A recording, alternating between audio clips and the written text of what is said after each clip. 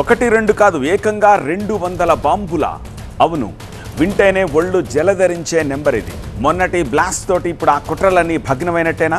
ముందుగా చూద్దాం. ఇక హోటల్స్ ఓనర్లకి పోలీసులు వార్నింగ్ ఇస్తున్నారు. ఉగ్రజాడల నేపథ్యంలో పోలీసులు తీసుకున్న ఈ యాక్షన్ ప్లాన్ లో హైలైట్స్ ఏంటి చూద్దాం. మదనపల్లి కిడ్నీ ఫైల్స్ లో గుట్టు వీడుతుందా లేదా? గ్లోబల్ హాస్పిటల్ కిడ్నీ మాఫియాకి అడ్డానా? అసలు పోలీసులు ఏం తేల్చారో ట్రాక్ చేద్దాం 585 లో. ఇక జూబ్లీహిల్స్ బైపోల్ ముగిసిన ఆ ఒక్క విషయంలో మాత్రం రచ్చ ఆగట్లేదు. అదేంటో చూద్దాం ఈ బులెటిన్ లో. Chandrababu care of Visakha. అవును, సిఐఏ సమిట్ కోసం ఆయన 4 రోజులు అడ్రస్ మార్చేశారు.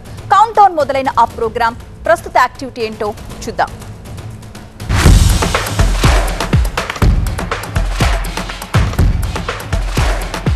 ఢిల్లీ ఎర్రకోట పేలుడు కేసులో సంచలన విషయాలు వెలుగులోకి వస్తున్నాయి. ముంబై తరహా దాడులకు ఉగ్రవాదులు ప్లాన్ చేసినట్టుగా దర్యాప్తులో వెల్లడవుతోంది.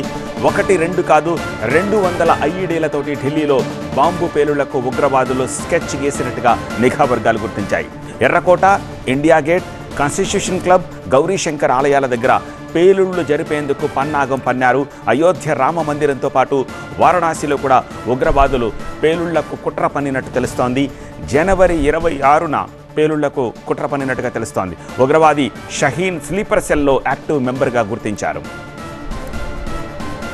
ఢిల్లీతో పాటు దేశవ్యాప్తంగా రైల్వే స్టేషన్లు, షాపింగ్ మాల్స్లో భారీ పేలుళ్లకు ఉగ్రవాదులు స్కెచ్ గీశారని నిఘా వర్గాలు పేర్కొంటున్నాయి. జనవరి నుంచి ఈ కుట్రకు పథక రచన జరిగిందని పోలీసులు చెప్తున్నారు. ఈ టెర్రర్ మాడ్యూల్కు పాక్ సంస్థ జైషేకు సంబంధాలున్నట్టుగా గుర్తించారు. పేలుళ్ల కోసం 2 ఏళ్లుగా పేలుడు పదార్థాలను నిల్వ చేశాయి ఈ ఉగ్ర మూకలు. ఇప్పటికే ఫరీదాబాద్లో 2900 కిలోల పేలుడు పదార్థాలు స్వాధీనం చేసుకోగా మరో 300 కేజీల పేలుడు పదార్థాల కోసం గాలిస్తున్నారు. ఢిల్లీ ఎర్రకోట పేలుడు కేసులో దర్యాప్తును మరింత వేగవంతం చేసింది ఎన్ఐఏ. ఢిల్లీ పోలీసులు కూడా దర్యాప్తును వేగవంతం చేశారు. రెడ్ కలర్ ఎకోస్పోర్ట్ కోసం ఇప్పుడు పోలీసులు గాలిస్తున్నారు. 5 పోలీసు బృందాలు కారు కోసం గాలింపు చర్యలు చేపట్టాయి. ఎర్రకోట దగ్గర పేలుడుకు వాడిన I-20 కారుతో పాటు ఉగ్రవాదుల దగ్గర ఎకోస్పోర్ట్స్ కారు ఉన్నట్టుగా గుర్తించారు. ఆ కారు ఎక్కడ ఉందన్న విషయంపై ప్రస్తుతం ఆరా తీస్తున్నారు. ఢిల్లీ పోలీసులు వెతుకుతోన్న car number DL10CK0458. Delhi, Haryana, Kashmir, Uttar Pradesh పోలీసులు ఈ కారు కోసం ఇప్పుడు గాలిస్తున్నారు. మరోవైపు జమ్మూ కాశ్మీర్తో పాటు దేశంలోని పలు ప్రాంతాల్లో పోలీసుల సోదాలు కంటిన్యూ అవుతున్నాయి. 200 చోట్ల కశ్మీర్లో పోలీసులు గాలింపు చర్యలు చేపట్టారు. ఉగ్రవాదులతో పాటు వాళ్లకు సహకరించిన వారి కోసం గాలిస్తున్నారు.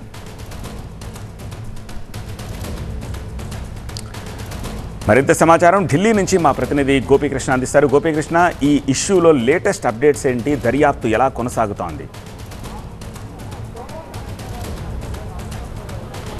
ఢిల్లీ ఎర్రకోట కారు పేలుడు ఘటనపైన ఎన్ఐఏ దర్యాప్తు జరుపుతుంది. అత్యంత సీనియర్ బృందమైన ఎన్ఐఏ ఏడీజీ స్థాయి అధికారి నేతృత్వంలో ఇటు ఐజీ స్థాయి అధికారులు, అలాగే డీసీపీ, ఇతర ఉన్నతాధికారులంతా కూడా ఈ బృందంలో ఉన్నారు.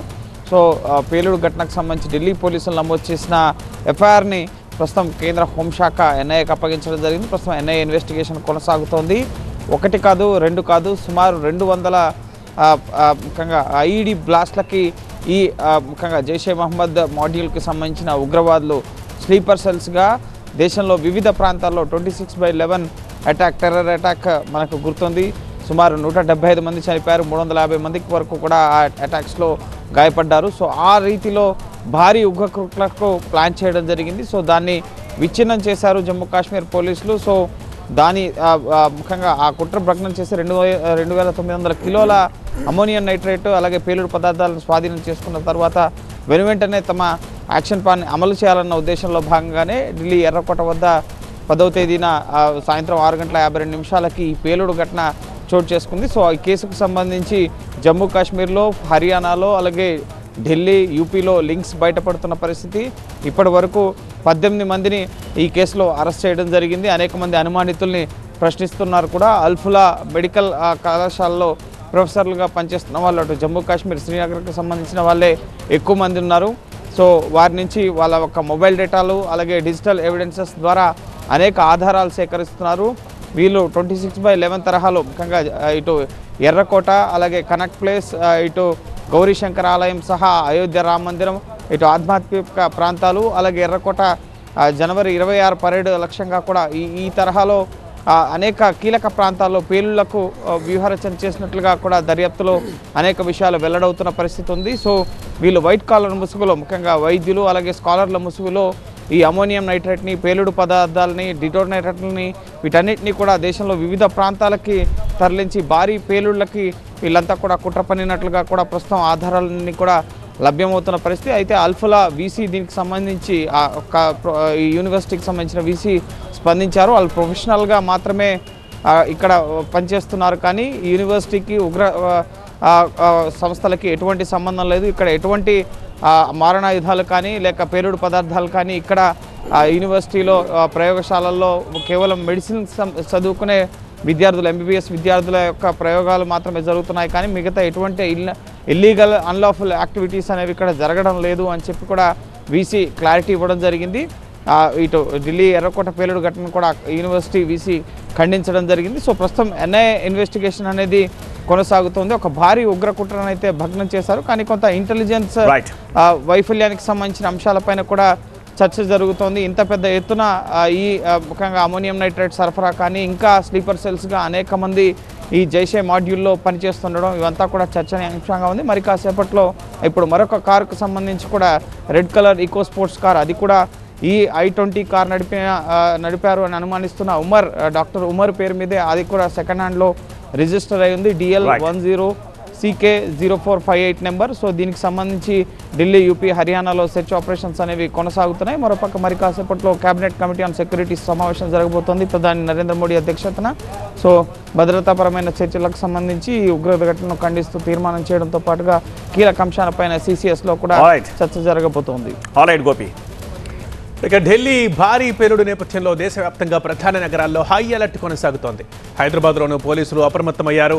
భారీ పేలుడుతో పాటు వివిధ ప్రాంతాల్లో పెద్ద ఎత్తున ఉగ్ర లింకులు బయటపడడంతో సెక్యూరిటీ మరింత కట్టుదిట్టం చేశారు. దీనిలో భాగంగానే హైదరాబాద్ నార్త్ జోన్ పరిధిలోని హోటళ్లు, లాడ్జ్లపై పోలీసులు ఫోకస్ పెట్టారు. హోటళ్లు, లాడ్జ్ల యజమానులతో north zone DCP Rashmi Perumal సమావేశమయ్యారు. దాదాపు 100కు పైగా హోటళ్లు, లాడ్జ్ల ఓనర్లు, మేనేజర్లతో భేటీ అయి పలు కీలక సూచనలు చేశారు. Public safety act, trade licence, BNSS rules ఖచ్చితంగా పాటించాలన్నారు DCP Rashmi Perumal. Visitor register నిర్వహణ, గెస్ట్ ఐడి ధృవీకరణ తప్పనిసరిగా ఫాలో కావాలని చెప్పారు. CCTV కెమెరాలు, సెక్యూరిటీ ఏర్పాట్లు ఉండాలని ఆదేశాలు ఇచ్చారు. హోటళ్లు, లాడ్జిల్లో అనుమతి లేకుండా కార్యక్రమాలు, ఈవెంట్లు నిర్వహించిన, అక్రమ కార్యకలాపాలు చేపట్టిన కఠిన చర్యలు తప్పవన్నారు. ప్రజా భద్రతకి విఘాతం కలిగితే ఎట్టి పరిస్థితుల్లోనూ సహించేది లేదని డీసీపీ హెచ్చరించారు. ఢిల్లీ భారీ పేలుడు ఘటన దేశవ్యాప్తంగా సంచలనం సృష్టించింది. దీంతో ఉగ్ర కార్యకలాపాలపై కేంద్ర నిఘా వర్గాలు అలర్ట్ అయ్యాయి. దేశంలోని ఉగ్ర జాడల్ని బట్టబయలు చేస్తున్నాయి. అయితే దేశంలో ఎక్కడ ఉగ్ర అలజడి రేగినా దానికి లింకులు హైదరాబాద్తో కనెక్ట్ అవుతూ ఉంటాయి. ఈ క్రమంలోనే హైదరాబాద్లోని 3 కమిషనరేట్ల పరిధిలో కూడా హై అలర్ట్ ప్రకటించారు. రద్దీ ప్రాంతాల్లో తనిఖీలు ముమ్మరం చేశారు. ప్రిన్సిపల్ కరెస్పాండెంట్ ప్రణీత లైవ్లో మరింత సమాచారం అందిస్తారు. ప్రణీత, హోటళ్లు, లాడ్జ్ ఓనర్లకు పోలీసులు చేసిన హెచ్చరికలు, సూచనలు ఏంటి? దాదాపు సికింద్రాబాద్ సరౌండింగ్స్లో 100కు పైగా హోటల్స్ ఉన్నటువంటి విషయం తెలిసిందే. అయితే నిరంతరం ఇక్కడ పోలీసుల పర్యవేక్షణ ఉన్నప్పటికీ కొంతమంది అగంతకులు ఎవరైనా సరే ఇట్లాంటి అటాక్స్కి పాల్పడే ముందు వచ్చి లాడ్జెస్లో స్టే చేయడం అనేటువంటిది శరమామూలుగా జరిగేటువంటి విషయం. సో అట్లాంటి ఘటనలు జరగకుండా ముందస్తు చర్యలో భాగంగానే హోటల్స్కి సంబంధించినటువంటి ఓనర్స్తో నార్త్ జోన్ డీసీపీ ఈ సమావేశాన్ని ఏర్పాటు చేశారు. సో ఎవరైనా సరే అనుమానితుడిగా ఉన్నటువంటి కదలికలు ఏమైనా సరే మీరు ఐడెంటిఫై చేస్తే వెంటనే పోలీసులకి సమాచారం ఇవ్వాల్సిందిగా హోటల్ ఓనర్స్కి సైతం చెప్పారు. అండ్ వచ్చిన ప్రతి ఒక్కరితో ఐడి కార్డ్తో పాటు వారికి సంబంధించిన డీటెయిల్స్ అన్ని రిజిస్టర్లో మెయింటైన్ చేయాలి. కొంతమంది కేవలం అక్కడ ఉన్నటువంటి రూమ్స్ తీసుకోవడానికి వచ్చినప్పుడు కొంతమంది హోటల్ ఓనర్స్ కూడా ఎట్లాంటి ఐడి ప్రూఫ్ లేకుండా జస్ట్ వాళ్ళ నేమ్ అండ్ ఫోన్ నెంబర్ రాసుకొని రూమ్ ఇచ్చేస్తుంటారు. అలా కాకుండా కంపల్సరీగా రిజిస్టర్లో వచ్చినటువంటి గెస్ట్కి సంబంధించిన డీటెయిల్స్ అన్నింటినీ కూడా ఎంట్రీ చేసేయాలి. చేసిన తర్వాతనే వాళ్ళకి రూమ్ అలాట్ చేయాల్సిందిగా హోటల్ ఓనర్స్ చెప్తున్నారు. అండ్ ఇంకోటి సీసీటీవీ కెమెరాస్, చాలా హోటల్స్కి సీసీటీవీ కెమెరాస్ కూడా లేవు. సో సీసీటీవీ కెమెరాస్ పకడ్బందీగా పనిచేసే విధంగా వాటిని రిపేర్ చేయించుకోవాల్సిందిగా కూడా హోటల్ ఓనర్స్కి సూచించారు. అండ్ ప్రజల భద్రతకి ఎవరు కూడా ఆటంకం కలిగించొద్దు. హోటల్ ఓనర్స్ అప్రమత్తంగా ఉంటే ఎవరైనా సరే హైదరాబాద్ చంచల్గూడ జైల్లో ఉద్రిక్త చెలరేగింది. జాబ్రీ అనే ఖైదీపై తోటి ఖైదీ దస్తగిరి హత్యాయత్నం చేశాడు. సినిమా తరహాలో జరిగింది అక్కడ ఖైదీల మధ్య ఫైటింగ్. ములాఖత్ గదిలోని అద్దాలు ధ్వంసమయ్యాయి. ఈ ఘర్షణలో తీవ్ర గాయాల పాలయ్యాడు జాబ్రీ. దీంతో ఆసుపత్రికి తరలించి చికిత్స అందిస్తున్నారు పోలీసులు. అంటే మళ్ళీ ఇక ప్రణీతని కాంటాక్ట్ చేద్దాం. ప్రణీత, ఏంటి ఆ ఇద్దరు ఖైదీల మధ్య గొడవ? అయినా పోలీసులు అక్కడ లేరా? తీవ్ర గాయాలతో ఆసుపత్రి పాలయ్యేదాకా విషయం ఎలా వచ్చింది? సో ఈరోజు ఆఫ్టర్నూన్ అవర్స్లో ఈ ఘటన జరిగినట్టు తెలుస్తుంది. ఒక ఖైదీ బాబ్రీ, మరో ఖైదీ దస్తగిరి. సో బాబ్రీ నిన్ననే వేరే కేసులో రిమాండ్ నిమిత్తం చెంచల్గూడ జైలుకి వచ్చారు. అయితే దస్తగిరికి సంబంధించి గతంలోనే ఓల్డ్ సిటీలో అతడు అఫెండర్గా ఉన్నాడు. సో అప్పటికే జైల్లో ఉన్నాడు. సో వీళ్ళ ఇద్దరికి గతంలో బయట ఉన్నప్పుడు కూడా వీళ్ళిద్దరికీ ఫ్రెండ్షిప్ ఉన్నది, కొంత రైవలరీ కూడా ఉన్నది. సో ఇద్దరు తెలిసిన వ్యక్తులే కావడంతో నిన్న బాబ్రీ ఒకేసారి జైలుకి వచ్చిన తర్వాత ఈరోజు మధ్యాహ్నం అవర్స్లో ఈ ఘటన జరిగినట్టు తెలుస్తుంది. ఇద్దరి మధ్య చిన్న వాగ్వాదం జరిగి బాబ్రీ దస్తగిరి మీద చేయి చేసుకున్నాడు. దీంతో అక్కడ ఉన్నటువంటి మెటీరియల్ అంతా తీసుకొని దస్తగిరి పైన దాడికి పాల్పడేటువంటి ప్రయత్నం చేశాడు. దీంతో దస్తగిరి తీవ్రంగా గాయపడ్డాడు. సో ఇమీడియట్లీ ఇద్దరిని కూడా పోలీసులు అక్కడ నిలువరించి వాళ్ళిద్దరినీ కూడా తీవ్రంగా గాయపడ్డారు కాబట్టి ఇద్దరిని హాస్పిటల్కి అయితే తరలించారు. అయితే జైలు అధికారులు కూడా దీని మీద మాట్లాడడం జరిగింది. సో వీళ్ళ ఇద్దరికి సంబంధించినటువంటి హిస్టరీ షీట్స్ చాలా ఉన్నాయి. అంటే గతంలో జైలుకి వస్తూ వెళ్ళిపోతూ ఉంటారు వీళ్ళిద్దరు నేరస్తులు కూడా. సో అట్లాంటి ట్రాక్ రికార్డు ఉంది. సో మామూలుగా తెలిసిన వ్యక్తులే కావడంతో ఇద్దరు కూడా మాట్లాడుకునేటువంటి క్రమంలో ఏదైనా ఒక ఇష్యూకి సంబంధించి వీరిద్దరు గొడవ పడినట్టు తెలుస్తుంది. అందులో భాగంగానే ఈ గొడవ జరిగింది. అక్కడ ఉన్నటువంటి ములాఖత్ రూమ్లో కాస్త మెటీరియల్ డ్యామేజ్ అయింది తప్పితే మిగతా ఖైదీలు ఎవరికి కూడా ఎట్లాంటి హాని కలగలేదు. కేవలం వీళ్ళిద్దరి మధ్య మాత్రమే ఇష్యూ అంటూ జైలు సూపరింటెండెంట్ కూడా స్పష్టత ఇచ్చారు. Right Praneetha. Coming to third news, Madanapalle kidney racket కేసులో వైద్య ఆరోగ్య శాఖ అధికారులు యాక్షన్ స్టార్ట్ చేశారు. ఇందులో భాగంగా గ్లోబల్ మల్టీ స్పెషాలిటీ హాస్పిటల్ ని మూసేశారు. అంతకంటే ముందు గ్లోబల్ హాస్పిటల్లో విచారణ చేపట్టిన అధికారులు గ్లోబల్ ఆసుపత్రికి ఉన్న పర్మిషన్స్, వైద్య సేవలపై ఆరా తీశారు. ఇక ఈ ఎంక్వైరీలో గ్లోబల్ హాస్పిటల్ కి ఎలాంటి పర్మిషన్స్ లేనట్టుగా గుర్తించారు. పూర్తి స్థాయి ఎంక్వైరీ తర్వాత ప్రభుత్వానికి నివేదిక సమర్పిస్తామని అధికారులు తెలిపారు. మదనపల్లిలోని గ్లోబల్ మల్టీ స్పెషాలిటీ హాస్పిటల్లో ఎన్నో ఏళ్లుగా ఈ అక్రమ దందా నడిపిస్తున్నట్టుగా తెలుస్తోంది. అయితే ఇప్పుడు కిడ్నీ తీసే క్రమంలో యమున చనిపోవడంతో డాక్టర్ల బాగోతం బట్టబయలైంది. ఇది కేవలం మల్టీ స్పెషాలిటీ హాస్పిటల్ మాత్రమే కాదు, kidney sales and service centre గా కూడా విచారణలో తేలింది. గ్లోబల్ హాస్పిటల్ నిర్వాహకుడు డాక్టర్ అవినాష్ తండ్రి చిత్తూరు DCHS గా పనిచేస్తున్నారని, అతని అండదండలతోనే ఎలాంటి పర్మిషన్స్ లేకుండా హాస్పిటల్ నడుపుతున్నట్టుగా సమాచారం. ప్రస్తుతం నిందితులతో పాటు గ్లోబల్ హాస్పిటల్ డాక్టర్స్ ని సైతం విచారిస్తున్నారు పోలీసులు. ఇక వీళ్లతో పాటుగా మదనపల్లి ప్రభుత్వ ఆసుపత్రిలోని dialysis centre incharge Balarangadu, Punganur government హాస్పిటల్లోని dialysis centre incharge Balaji Naik ప్రమేయం కూడా ఉన్నట్టుగా గుర్తించారు. అన్ని రికార్డ్స్ను మేము స్వాధీనం చేసుకున్నాము.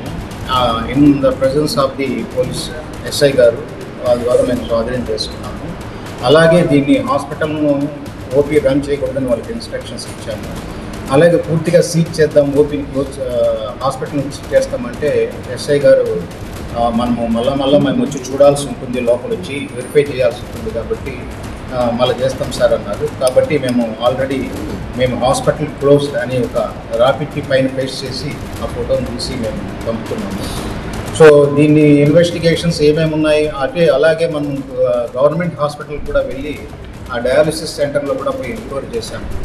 సో అతను ఎవరైతే అభియోగం ఉందో బాలరంగుడు అతని మీద, ఇంకా దాని గురించి కూడా అక్కడ రీజనల్ మేనేజర్ ద్వారా ఒక ఇన్ఫర్మేషన్ గ్యాదర్ చేశాము.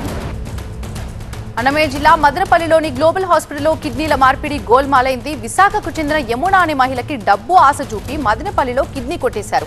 అయితే ఆపరేషన్ తర్వాత మహిళ మృతి చెందడంతో కిడ్నీ ర్యాకెట్ గుట్టు బయటపడింది.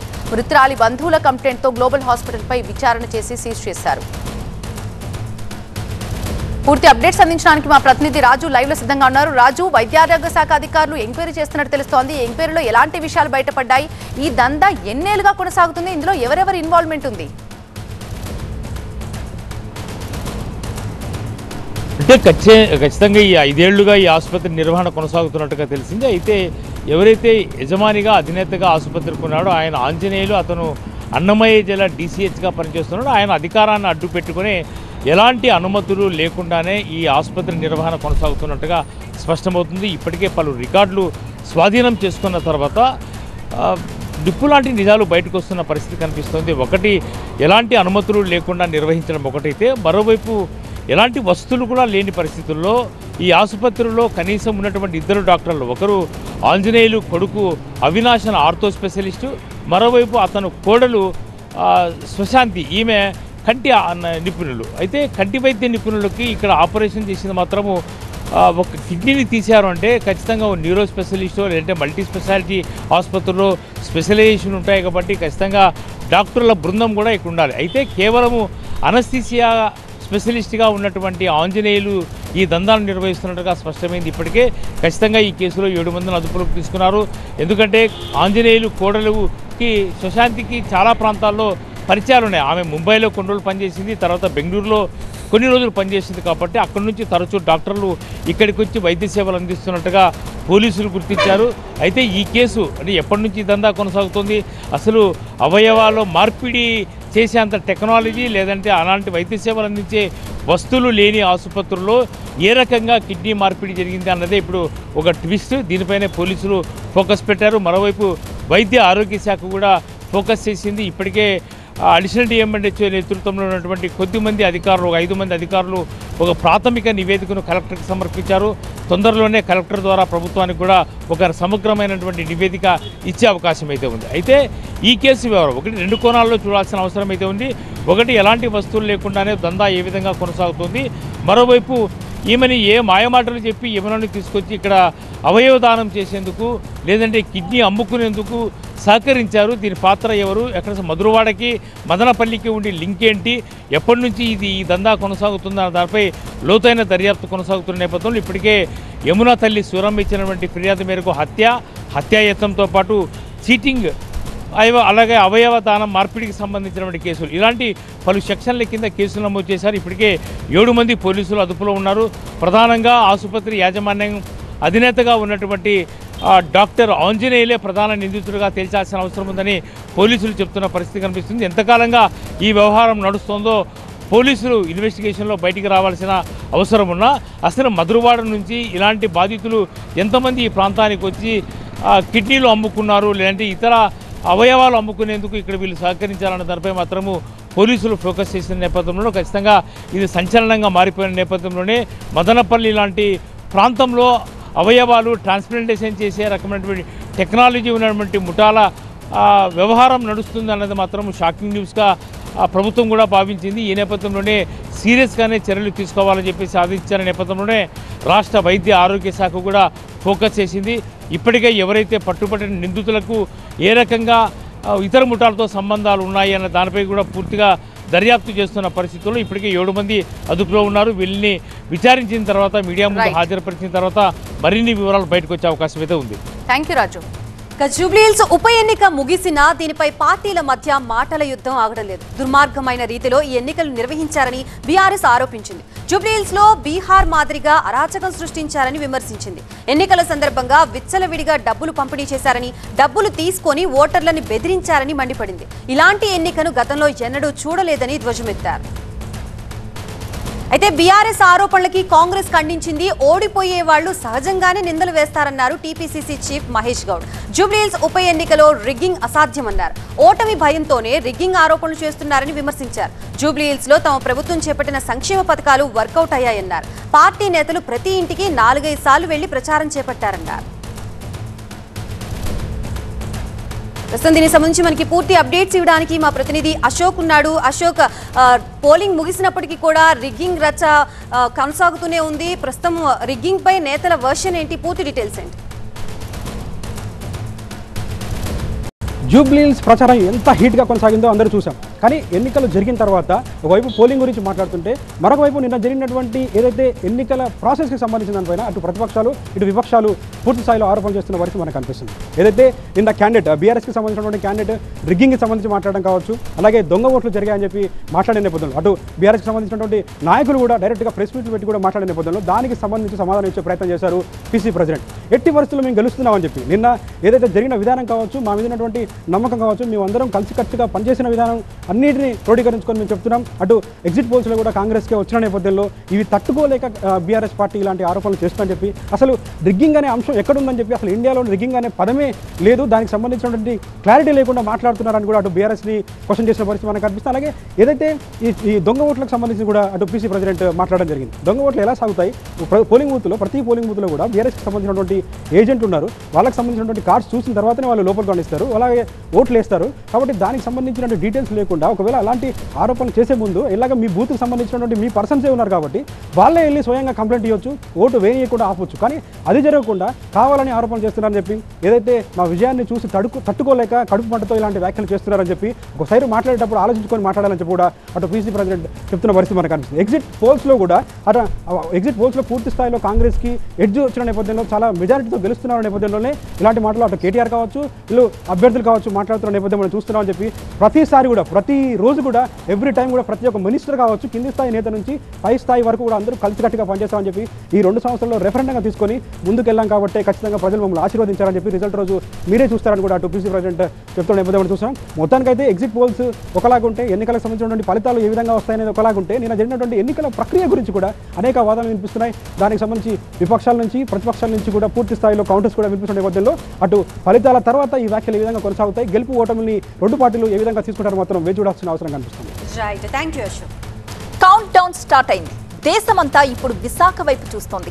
విశాఖ వేదికగా ఈ నెల 14-15న సిఐఏ భాగస్వామ్య సదస్సు జరగబోతోంది.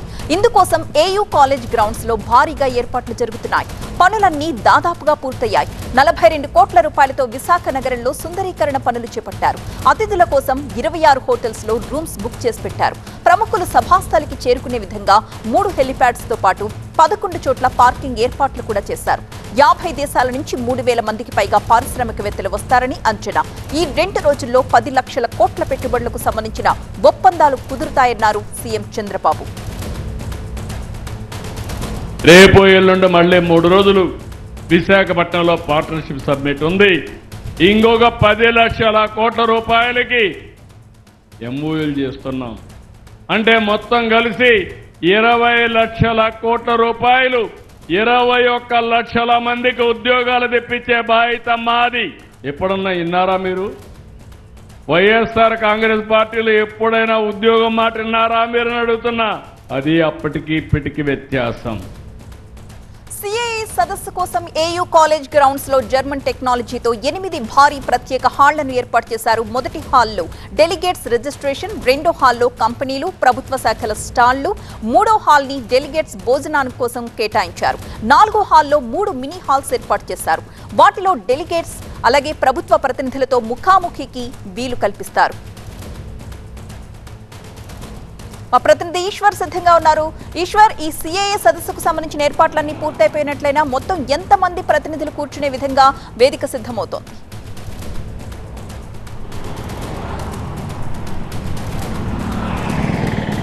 దాదాపుగా ఏర్పాట్లన్నీ పూర్తయ్యాయి. దాదాపు 2 లక్షల మంది దీనికోసం రిజిస్ట్రేషన్స్ చేసుకున్నారు. కానీ విదేశీ ప్రతినిధులు దాదాపుగా 3,000 మంది రాబోతున్నారు.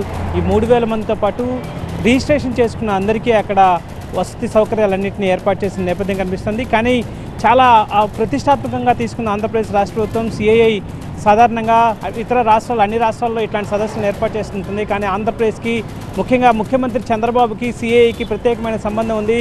గతంలో ఉమ్మడి రాష్ట్రంలో కావచ్చు, ఇప్పుడు కావచ్చు, ఇక్కడ నిర్వహిస్తున్న పెట్టుబడుల సదస్సులో సగం 50% ముఖ్యమంత్రి చంద్రబాబుగా ఉన్న సమయంలో 50% నిర్వహించిన పెట్టుబడి సదస్సులన్నీ సిఐఐ నిర్వహించింది. ఈ సిఐఐ సదస్సు కోసం విశాఖ దాదాపుగా అన్ని ఏర్పాట్లను పూర్తి చేసుకుంది. మరి కాసేపట్లోనే ముఖ్యమంత్రి విశాఖ నగరానికి చేరుకోబోతున్నారు. చాలా కీలకమైన ఈ పెట్టుబడుల సదస్సుకు సంబంధించి ప్రభుత్వం చాలా ప్రతిష్టాత్మకంగా తీసుకున్న నేపథ్యంలో దాదాపుగా 33 దేశాల నుంచి మంత్రులు, వివిధ దేశాలకు ఆయా దేశాలకు సంబంధించిన మంత్రులు రాబోతున్నారు. ప్రధానంగా త్రిబుల్-టీ దీని థీమ్తో ప్రభుత్వం ముందుకు వెళ్తోంది. ట్రస్ట్, ట్రేడ్, టెక్నాలజీ 3 ఈ థీమ్తో ప్రభుత్వం ఈసారి సిఐఐ సదస్సుకు వెళ్తుంది. దాదాపుగా 10 లక్షల కోట్ల పెట్టుబడులు, అదే సమయంలో 410 ఎంఓయూల్ని కుదుర్చుకోబోతున్నారు. కొద్దిసేపటి క్రితమే ఐటీ మంత్రి నారా లోకేష్ ఒక ఆసక్తికరమైన ట్వీట్ చేశారు. 2019లో వైఎస్ఆర్ కాంగ్రెస్ పార్టీ ప్రభుత్వంలో రాష్ట్రానికి రావాల్సిన ఒక ఇండస్ట్రీ తిరిగి వెళ్ళిపోయింది, తిరిగి అది ఆంధ్రప్రదేశ్కి రాబోతుంది, రేపు దాన్ని అనౌన్స్ చేయబోతున్నాం అన్నట్టుగా ఆయన ఒక భారీ ట్వీట్ని ఒకటి ఆయన కొద్దిసేపటి క్రితం ఆయన ట్వీట్ చేయడం జరిగింది. అదే సమయంలో ఈరోజు ఢిల్లీలో ఆయన మాట్లాడుతూ నమో అంటే ఒక కొత్త డెఫినేషన్ కూడా ఇచ్చారు. నమో అంటే సాధారణంగా నరేంద్ర మోడీ అంటాం, కానీ నమో అంటే నాయుడు అండ్ మోడీ కాంబినేషన్లో ఆంధ్రప్రదేశ్ ఎట్లా ముందుకు వెళ్తుంది. చాలా యంగెస్ట్ స్టేట్, మిగతా అన్ని రాష్ట్రాలతో పోలిస్తే కొత్తగా విభజన తర్వాత చాలా యంగెస్ట్ స్టేట్, కానీ ఇన్వెస్ట్మెంట్లో కానీ హయ్యెస్ట్ ఇన్వెస్ట్మెంట్స్ అనే ఎక్కువ ఇన్వెస్ట్మెంట్స్ని పొందే ప్రయత్నాన్ని ఆంధ్రప్రదేశ్ రాష్ట్ర ప్రభుత్వం చేస్తుంది. సో దీనికోసం ప్రత్యేకంగా వచ్చే దాదాపుగా 37 సెషన్స్ని ఏర్పాటు చేయబోతున్నారు. ఇదే వేదికగా సిఐఐ వేదికగానే ముఖ్యమంత్రి లూలు మాల్ కావచ్చు, గూగుల్ కావచ్చు, ఇట్లాంటి అనేక ఇండోసెల్ కంపెనీ కావచ్చు, ఇక్కడి నుంచే శంకుస్థాపన కార్యక్రమాన్ని చేయబోతున్నారు. చాలా ప్రత్యేక ఆకర్షణలు ఇందులో ఏర్పాటు చేశారు. సాధారణంగా ఇక్కడి నుంచి ఎంఓఏలు మాత్రమే కుదుర్చుకుంటుంటారు, తర్వాత బయటికి వెళ్ళిన తర్వాత మళ్ళీ ఇట్లాంటి సదస్సులను ఏర్పాటు చేస్తుంటారు. కానీ ప్రస్తుతం అయితే గూగుల్కి సంబంధించి కావచ్చు, లేకపోతే లూలు మాల్ లాంటివి కావచ్చు, లేకపోతే ఇండోసాల్ లాంటివి కావచ్చు, రాష్ట్రం మొత్తం మీద అనేక కంపెనీలకి ఇక్కడి నుంచే శంకుస్థాపన కార్యక్రమాన్ని కూడా చేయబోతున్నారు. ఇదే వేదికగా 2 రోజులు జరగబోయే సెషన్లో చాలా ఆసక్తికరమైన అంశాలు ఉండబోతున్నాయంటగా ప్రభుత్వం ఇప్పటికే చెప్తున్న నేపథ్యం కనిపిస్తుంది. ఇది ఇవాల్టి 5 at 5. ఒక బ్రేక్ తర్వాత పొలిటికల్ మిర్చి చూస్తూనే ఉండండి టీవీ 9.